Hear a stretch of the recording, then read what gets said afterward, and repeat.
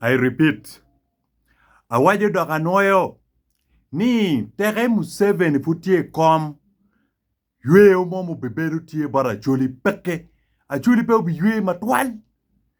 Teke Museveni ki Rwandese Tutsi eni putgi tie kom wan machala Acholi omirwa ng'eyo atini yweyo momo bebedo ikwowa ubibedo peke.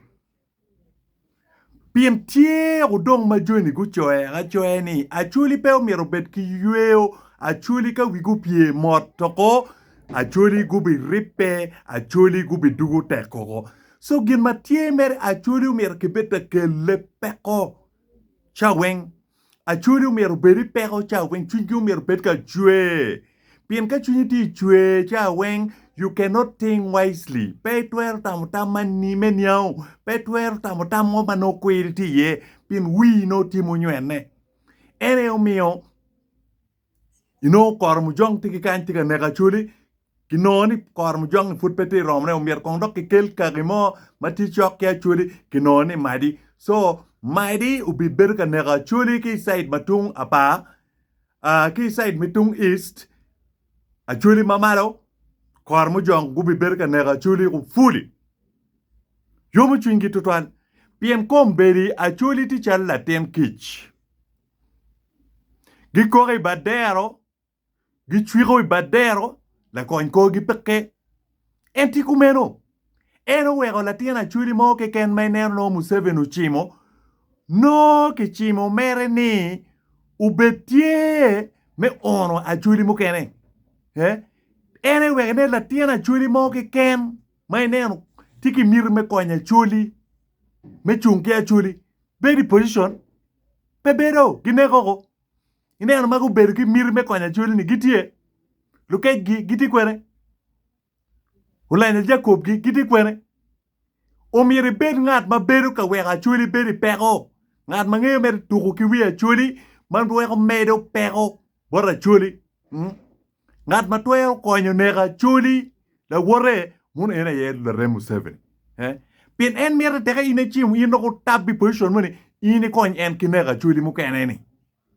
Eto doka ine kwer tamego madong in peti ye nego Acholi wori umiero kinegego in dan maraj kibot Museveni. Yue mo peke teka Museveni ti kom yue mo peke teka Museveni kachel ki Rwandese Tutsi ti loch yue mo peke bot wan machala Acholi. Obi bedi merka kore badero chala ten kich. Obi bedi merka kore badero kumeno chalo ten kich. Yes. Itamu ni mir pa joni tingingo. Kormujong ki kelo ikarma ki ti donyi kom. Guyako diyan kuiji kilo Acholi. Ni karma enareo donyi Acholi ki berga tichke Acholi mukene. Kirwa gulu kenye wakikwene. Mutaka mo ki ken muchungi di kalpa Acholi mo ki ken kerdon uta umer ki chet ki gam ki yuayo ki kelo ki weng lonye me Acholi ki kwanyu kuiji. Operation ma chelo ber me yago lonyo weng ki Acholi. Kino diang ti lonyo yago diango. Kino food mutaka mukun kon ngo giteni ki yago jo mo ki ken ki tira Acholi kuiji. Ki dar lonyo weng ki Acholi. Mirigi enu. So gin matie ma pere tek ma wan chala Acholi merwa timo o merwa chu ma tek. Menero ni Museveni u aki kom koro miera chela koro miera goya koro miera temnini o miero ngeni ubichako no yweyo no Museveni kachil ki Rwandese Tutsi ku aki kom ento ka peke ubetu wabi beru merka koko kumeno en koko wapeo bigik peko wapeo bigik donc bene Acholi awaji logati boruni peo yele melo enye koma Acholi wot wu mugu ki nga gini la mone wa madit ene Museveni lo mone wa bendo pedo Acholi wot ba ene Museveni en chunya chwe machalo wun tala Acholi ka o ene kare me kui wun furu bolo kui ko ni muk bot Museveni no pingo onyo chwe chwinyu we kui wek ballot paper udok nono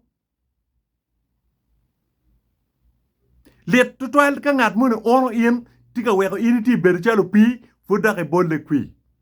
Roma no inti wajene ni meteke ono an. Meteke mio peko botwa. Meteke mio peke komwa. Kiru mio chien kiru onye chien chalo ngo pe I bol kwi ki Museveni. No itiako loko. Wuru mier ki fonyu mwaka di. Jemu kene neno ko kama leng. Acholi kachel ki madi kubedo for over 100 years. Lwen mono bedo ti kira choli ki madi. Peke. Madi di mawa gwao. Iatia.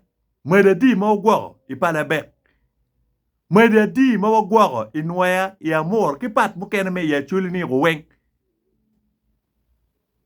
Moses Ali ene matin dong ti doke kono ni dong la lwenye ko machuli. Moses Ali pe oberu gang borwe parape. Moses Ali pe oberu borwe koch kenyu. Pe oberu la fonyi koch goma. Achuru gwako dano, achuru kwanyo dano. Eto dano muka eto kumikiti lake. Me lwenye ko machuli. But it's just a matter of time.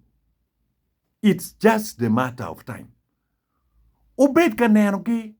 Ubed ka documenting everything. Matika time. Kaire ubi romo. Wan wabichuru ko. Kaire ubi romo. Kaire mi jemi weng tie. Pien ene kong kiri loki. Iloko bon nga. Kiri koki ikok bon nga. Lungol kop. En mo chimogi. Jumado mati position we. En mo chimogi. Iti mongo.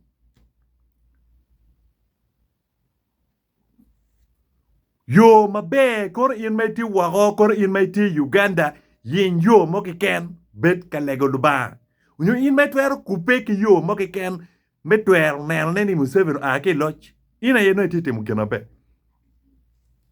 Gin mabe maomi wana timu wan machala choli wa yabu party mamekwa. Wanero example ki bodlu loki. Nope. Wan machala choli ngoge wan yabu political party. Kadung gin motika gen wan yabo political party. Why magulu rem kilo mane pa Museveni. Kira don kombere baganda ticha ndo mane pa Museveni. Wa magulu rem ki baganda. Wek wanero ne. Wakwani Museveni ki kom. Loka enu ki ken. Ento. Ka football tika dite wan machala churi ni wa maar Museveni. No inu watika fodo chet kudo. Pietaka fodo chet kudo. En mwede mete do amede kumeno. So, wanyuru chwe chwinywa. The same way kera baganda wanyuru ki chwe chwingi.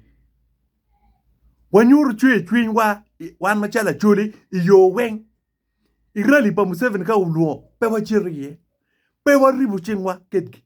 Achuli wajati wayam ni ngaru ne godano ni. Pe ribu kede chan. Pe ribu kede tabu. Pe ribu kede wimecha.